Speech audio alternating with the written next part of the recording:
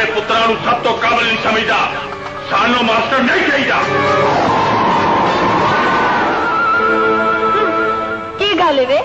एक गली तेरे प्यो दी है जे मटक मटक के टुर रही है। ओए मेरे पिंड स्कूल खुलन दियां शर्तां की ने, ए मैं तो लिखवा देना।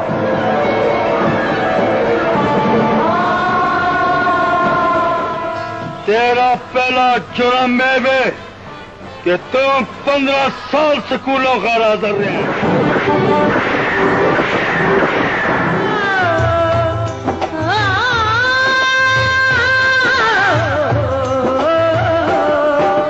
थोड़ साल में जिंदगी दा मुड़िया ते रात जवानी मिल गई।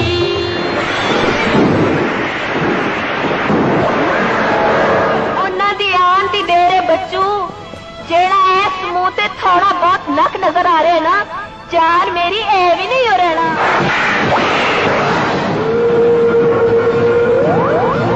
और की गल है केड़ी शह है जेड़ी तेरू टिकट नहीं देंदी?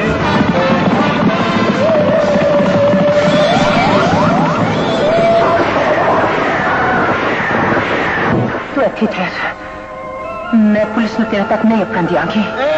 कंद नूं